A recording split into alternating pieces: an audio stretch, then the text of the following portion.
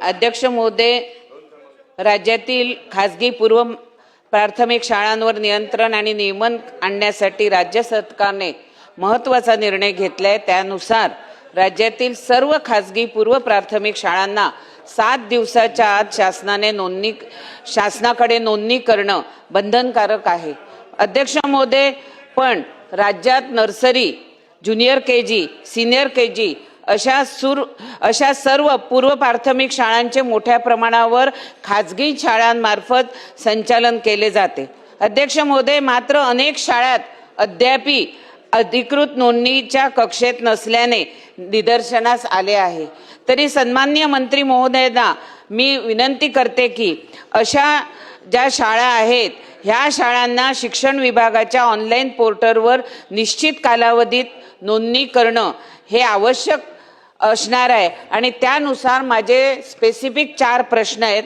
अध्यक्ष महोदय, राष्ट्रीय शैक्षणिक धोरण 2020 नुसार पूर्व प्राथमिक शिक्षण हे पायाभूत टप्पा मानले गेले असून अंगणवाडी व बालवाडीसाठी जसा अभ्यासक्रम तयार करण्यात आला आहे तोच अभ्यासक्रम खाजगी पूर्व प्राथमिक शाळांसाठी लागू करण्याबाबत शासनाचा काही प्रस्ताव आहे का, हा माझा पहिला प्रश्न आहे।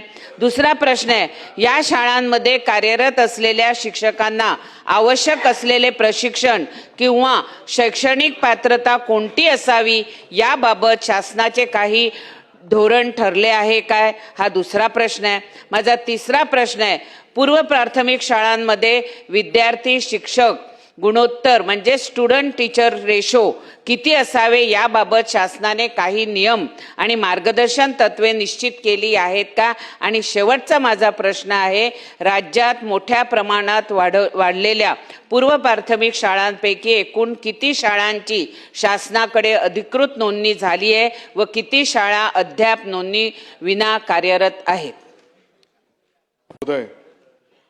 आपल्या राज्यातील खाजगी प्राथमिक शाळांचं साधारणपणे वय वर्ष 3 ते 6 या वयोगटातील जे बालक आहेत या बालकांना दर्जेदार व सुरक्षित पूर्व प्राथमिक शिक्षण उपलब्ध झालं पाहिजे या उद्देशाने पूर्व प्राथमिक शिक्षण देणाऱ्या सर्व खाजगी केंद्रांची माहिती एकत्रित स्वरूपात राज्य स्तरावर आणि जिल्हा स्तरावर आणि पालकांनाही याची माहिती उपलब्ध झाली यातून पूर्व प्राथमिक शिक्षण देणाऱ्या खाजगी केंद्रांची नोंदणी एज्युकेशन महाराष्ट्र गव्हर्नमेंट इन या शालेय शिक्षण विभागाच्या संकेतस्थळावर प्री स्कूल रजिस्ट्रेशन पोर्टलवर करणं 24 एप्रिल 2025 च्या शासन परिपत्रकाद्वारे त्या ठिकाणी बंधनकारक करण्यात आलेलं आहे।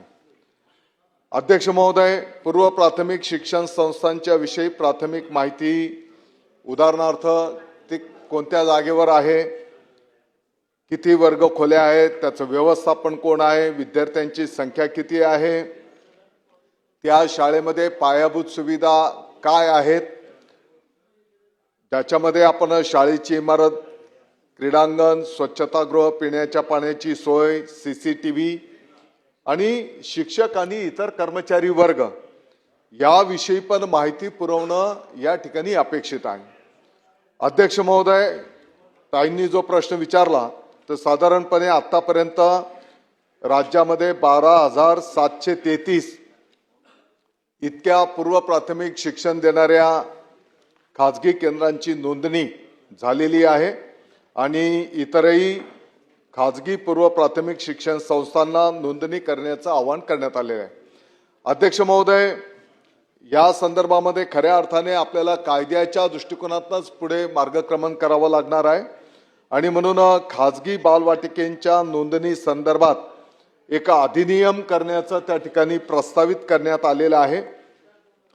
या अधिनियमाचा मुख्य उद्देश राज्यातील सर्व खाजगी बालवाटिकांची अनिवार्य नोंदणी, त्याच्यामध्ये नियमन व गुणवत्ता सुनिश्चित करणे हे असणार आहे आणि या अधिनियमाच्या अंतर्गत बालवाटिकांच्या नोंदणीसाठी सक्षम प्राधिकरणाची नेमणूक त्या ठिकाणी करण्यात येणार आहे आणि ऑनलाईन पोर्टलद्वारे याची सर्व खाजगी पूर्व प्राथमिक शाळांनी त्या पोर्टलवर त्यांची नोंदणी करणं त्या ठिकाणी अपेक्षित आहे आणि 3 वर्षाच्या नंतर त्याचं नूतनीकरण त्या ठिकाणी अपेक्षित आहे.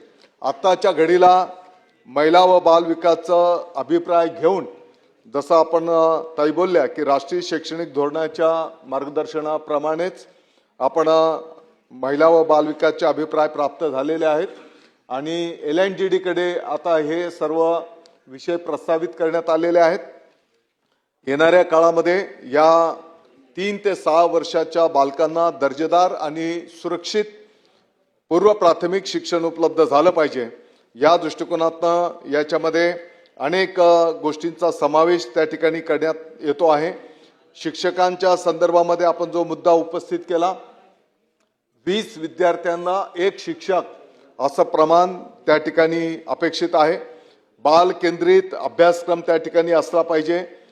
त्या ठिकाणी लहान बालकांना खेळणी आणि आनंददायी शिक्षण साहित्य उपलब्ध असलं पाहिजे आणि हे बालक सुरक्षित आणि बालस्नेही पायाभूत सुविधा या ठिकाणी अपेक्षित आहेत. या प्रवेशासाठी कुठलीही तोंडी लेखी परीक्षा घेऊ नये त्यासाठी पण मनाई त्या ठिकाणी करण्यात येणार आहे. केवळ बालकाच्या सर्वांगीण विकासाचे मूल्यमापन करण्याची व्यवस्था या ठिकाणी असणार आहे आणि साधारणपणे आता LNGDचे अभिप्राय प्राप्त झाल्याच्या नंतर याचं अधिनियम गठीत करून त्या ठिकाणी संपूर्ण राज्याच्या या खाजगी पूर्व प्राथमिक शाळांची पोर्टलवर अनिवार्य नोंदणी केली जाईल.